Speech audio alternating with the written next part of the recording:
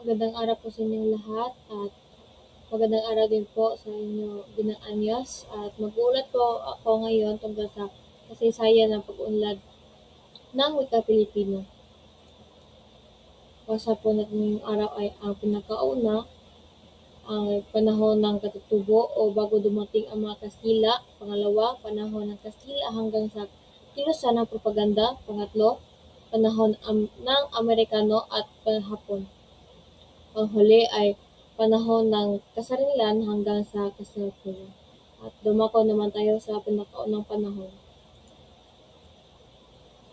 Ang pinakaunang panahon ay panahon ng katutubo o bago dumating ang mga Kastila. Ito ay alibata o baybayin. Ang alibata o baybayin ay isang matandang alpabeto. Ito ay may 17 na titik, 3 patinig at 14 ang katinig. Ang alibata ay pinaghalong salita ng Malayo, Cambodia, China, Arabe at Borneo. At meron na din tayong sariling panintikan. Ang mga halimbawa ay kwentong bayan, alamat, kwento ng mga Diyos-Diyosan at iba pang sarili natin. Ang pangalawang panahon naman ay panahon ng Kastila. Ito ay Espanyol o alpabetong Romano. Noong 1550, naglabas ng kautusan ang Espanya na nagsasabing hangga't maaari dapat magtatag ng mga paaralan para sa pagtuturo ng wikang Kastila sa mga Indio, ngunit hindi rin naman ito na isang katuparan dahil mismong mga prayle ang magtatagda sa na hindi may palaganap o maituro ang kanilang wika at pinili nilang pag-aralan ang wikang katutubo. Noong 1550 din ay nalimbag ng ang RTE Diccionario de Tagala at nabuo ang disyonaryo sa wikang Cebuano. Biglang patunay din na sumulat pa sila ng mga gramatika at diksyonaryo ng mga wikang katutubo. Ilan sa mga dahilan kung bakit hindi sinunod ng mga prayle ang kautusan. Ang pinakaunang dahilan ay nais namang ito na mapanatili sa kanilang kamay ang kapangyarihan at kontrol sa pamahalaan. Monolingual ang sitwasyong pangwika sa Pilipinas sa panahong ito. Ang abasdaryo din ay ang tawag nito ay ang tawag sa palatitikang Romano o alpabeto ng Romano. Ang pangatlong panahon naman ay panahon ng Amerikano, ito ay Ingles.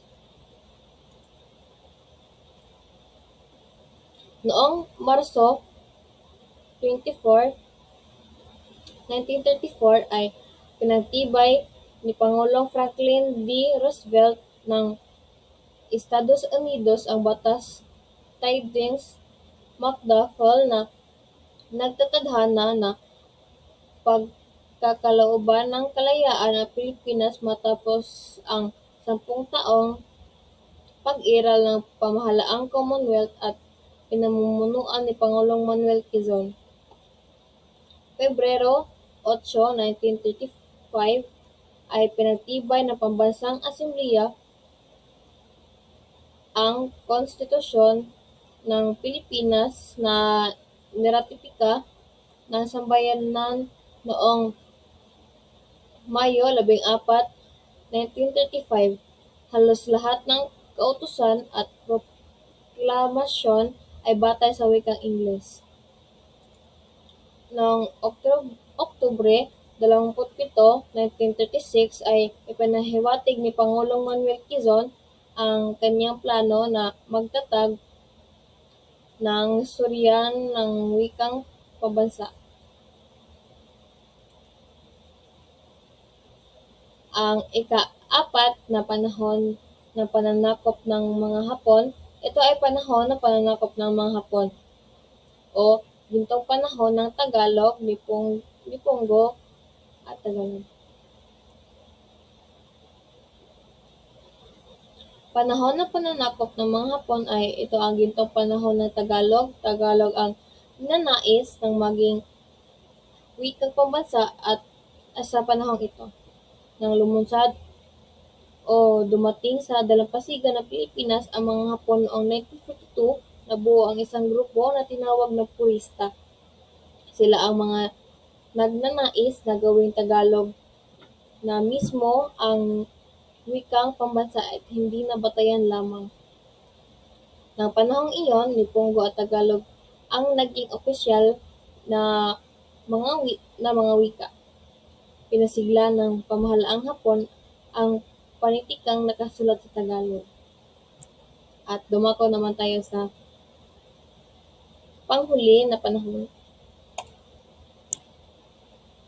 Ito ay panahon ng kasarinlan hanggang sa kasalukuyan. Ito ay Filipino. Ang mga pambansang wika sa Pilipinas ang pinakauna ay Tagalog. Ito ang katutubong wika na pinagbatayan ng pambansang wika ng Pilipinas at ito ay noong 1935, pangalawa ay Pilipino, unang tawag sa pambansang wika ng Pilipinas at ito naman ay noong 1959 at panghuli naman ay Filipino at ito ay noon at hanggang ngayon o ang kasalukuyan. Ito ang kasalukuyang tawag sa pambansang wika ng Pilipinas o lingual franca ng mga Pilipino at isa sa mga opisyal na wika sa Pilipinas kasama ng Ingles at ito ay noong 1987 hanggang ngayong kasalukuyan.